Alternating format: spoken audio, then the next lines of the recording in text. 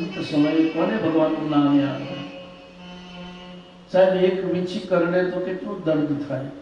એક વીંછી ડંખ આપે તો માણસ કૂદકા મારવા માંડે. ભાગવતમાં એમ લખ્યું છે, શરીરમાંથી જ્યારે પ્રાણ નીકળે ને ત્યારે એક સામટા 1,00,000 વીંછી કરડે એટલું દર્દ થાય. 1,00,000 વીંછીના ડંખની વેદના મોત સમયે. આપણને એની ખબર નથી, અને જેને ખબર પડી એ કહેવા રોકાતા નથી. ભલે નો રોકાય તો કઈ નહીં, ઉપરથી કરતો SMS બી નથી કરતો, તોય આપણે સમજીએ કે ભાઈ અમને આમ થયેલું, તમે ખ્યાલ. એવો કઈ વ્યવહાર નથી.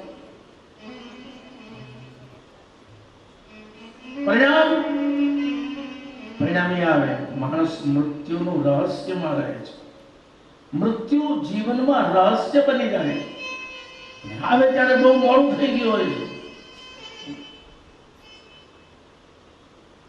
અંત સમયે ભગવાનનું નામ કોની યાદ આવે? ઘણી વખત કથાઓમાં કહું, એક શેઠ હતા, બહુ મોટા, એની મોટી દુકાન ચાલે, મોટો વેપાર ચાલે. એમાં એની છેલ્લી ઘડી આવી, હોસ્પિટલમાં ડૉક્ટરે કીધું બસ જેને બોલાવો એને બોલાવી લો, હવે આમાં કંઈ છે. બધા ભેગા થઈ ગયા. શેઠ ત્યાંની આંખ બંધ, સુતા સુતા પ્રશ્ન પૂછે, મોટો ક્યાં છે? બાજુમાં જ ઉભેલો. બાપુજી, હું તમારો પગ પાસે. નાનો તો કે હું માથા પાસે છે. મને એમ ક્યાં છે? ચોપડા લખવા વાળો એકાઉન્ટન્ટ એ આવ્યો, સેજી સેજી હું પણ અહીંયા જ છું, હું પણ અહીંયા જ છું. બધાએ જ્યારે એમ કીધું કે અમે અહીંયા જ છીએ, પેલાનો છેલ્લો જ શ્વાસ બાકી હતો અને જોરથી બૂમ પાડી એણે, મૂર્ખાઓ બધા અહીંયા ભેગા થયા, દુકાન પર કોણ છે? પડી ગયો, પડી ગયો.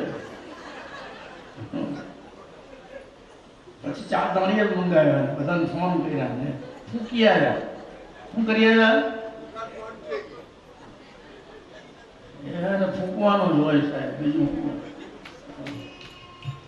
એ આત્માનું મૃત્યુ દિવ્ય બની જાય છે સાહેબ. અંત સમયે ભગવત સ્મરણ, ભાગવતની કથા અંતથી શરૂ થઈ અને મોક્ષથી પૂરી થઈ છે. उसकी શરૂઆત અંત है. અને એટલા માટે જીવનનું રહસ્ય સમજાયું છે. અહીંયા કઈ ભરોસો નથી. રાજા, તું તો બહુ નસીબદાર છો. સુખદેવજીએ શરૂઆતમાં જ કીધું છે પરીક્ષિતને, હે રાજન, તારા જેવો કોઈ ભાગ્યશાળી નથી. કેમ? તને બ્રાહ્મણે શ્રાપ નથી આપ્યો, આશીર્વાદ આપ્યો છે. 7મે દિવસે તક્ષક કરશે. એનો અર્થ શું? કે 7 દિવસ સુધી તો તારો કોઈ વાળ વાંકો કરી શકે એમ નથી. તને 7 દિવસનું તો વચન મળ્યું. અહીંયા 7 ઘડી પછીની ખબર નથી, અહીંયા 7 મિનિટ પછીની ખબર નથી. છે ખબર કોઈને? સિગરેટ હળગાવેલી હોય, હવે તો લોકો ઓછું પીવે છે, બાકી પહેલા તો એવું બનતું જ ને, સિગરેટ હળગાવેલી હોય તો સિગરેટ હળગતી રહી જાય, માણો ઓલવાઈ જાય.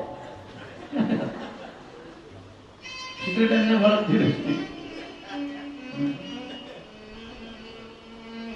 આ બહુ રૂપિયા વાળા, બહુ પૈસા વાળા સવારે ટેબલ પર ચા પીવે ને પછી કેલ્ક્યુલેટર હાથમાં લે.